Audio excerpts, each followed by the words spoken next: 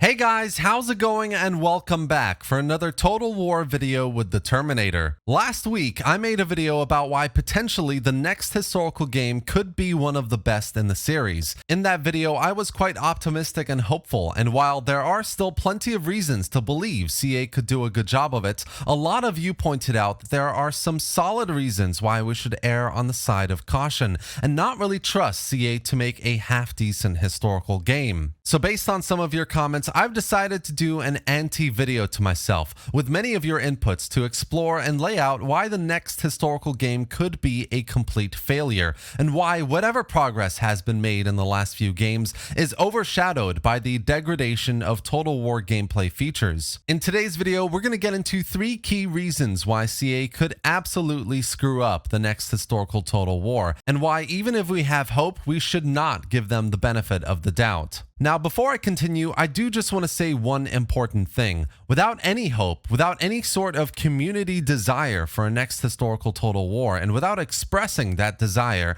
it's never gonna happen. My point in the previous video wasn't to express naive shill hype for a game that we don't even know about. It was to express that desire, share my thoughts and perspectives on why CA could prove us wrong, why the next historical game, despite all our doubts, could come through to be one of the best ever made. I'm not saying I personally have unwavering faith in CA, or like with this video that I am doom-mongering the future. All this is a set of perspectives that you can do whatever you want with, and as many of you said, it's worth looking and sharing both sides of the coin. So with that, let's look at the first biggest reason why the next historical Total War could totally fall flat on its face.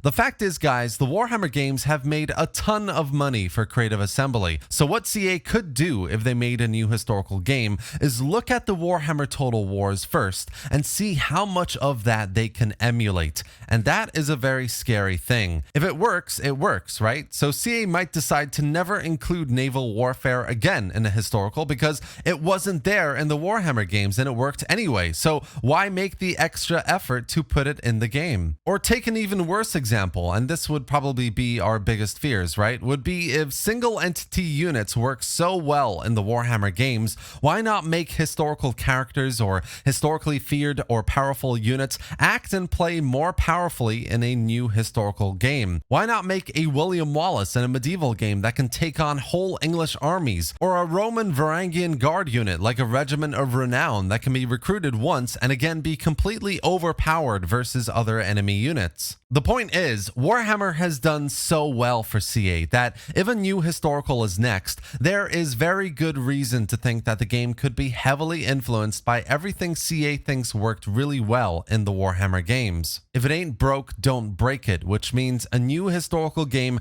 could very well get things like single entity units, repurposed minor siege maps, arcadey battle gameplay, and more, and that would definitely kill any chances of it being a half-decent game. If there's one thing all historical fans would immediately shut down on, it's the idea of a super powerful Richard the Lionheart going down and steamrolling the Middle East, or Joan of Arc, a historical game akin to Total War Saga Troy, where faction leaders can gain levels and new battle abilities beyond just rallying and inspiring troops. And let's be honest, if that ever happened, it would cease to be a historical game. Another key reason the next historical could be terrible is if it continues to use the Warscape engine, an engine that has continuously been repurposed with layers on layers of new code on top of old dead code that has led to the buggy and terribly optimized games we've had in the series. Three Kingdoms and Troy are perhaps the exceptions here. Warhammer has done some good things with the engine, of course, but if a new engine isn't made for this new historical, I think many people would simply refuse to buy into it. The reality is the current engine doesn't know what to do with melee combat, which has led to the blobbing warfare we've had for years, and that goes the same for naval combat as well. So even if that were in the game, it would probably be terribly implemented. Proof of that is in Rome 2 and Attila, of course. But worst of all, Total War games are just not optimized enough. Every game that's come out has had terrible performance, and for a AAA game, that's just not acceptable by any standard. The other side of this, of course, is is the AI, which I think everyone agrees doesn't have any game sense at all. Things are based on lines of code that gives the AI a set of priorities and parameters to follow, depending on things like culture, battle setup, etc., but not a lot of it is dynamic enough, and the priorities themselves lead to behavior that just removes any sense of immersion from the games completely. Total War AI doesn't feel like it uses the mechanics of the game and in a connected, proactive way, which leads to uninteresting and at times very frustrating gameplay.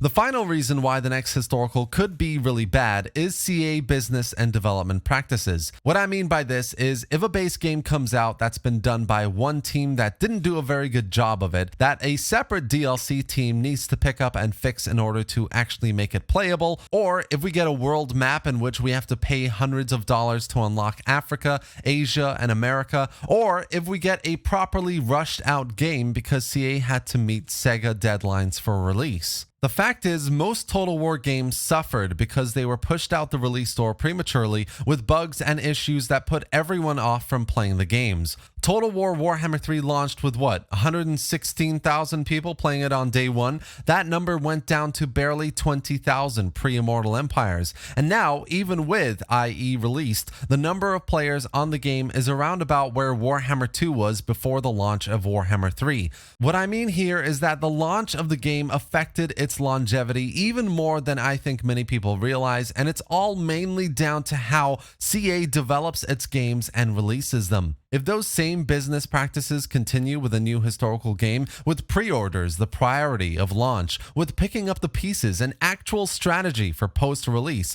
then the next historical is 100% doomed, and there is no hope in hell the game would actually succeed in winning us over. These things are simply too greedy and too dysfunctional to consider dishing out loads of money to play, and would really end up with the crashing and burning of historical Total War altogether. So let's take a breather for a second. Overall, many of you who voiced your concerns on last week's video might be right. Perhaps I am a bit too hopeful when it comes to a new historical game. Perhaps CA's track record is all we need to show that our expectations should be at an all-time low, and the reasons I've explored and shared with you today, I think are strong enough to believe in that. This video has essentially been a counter-argument to some of the points I made last week to show that yes, there are two sides of every coin, and we should be aware of both of them. I'll finish off with what I should have said last week. Whatever side you lean on more, or whether you're someone who sits on the fence, it's ultimately up to you to decide how you feel about a new historical Total War by Creative Assembly.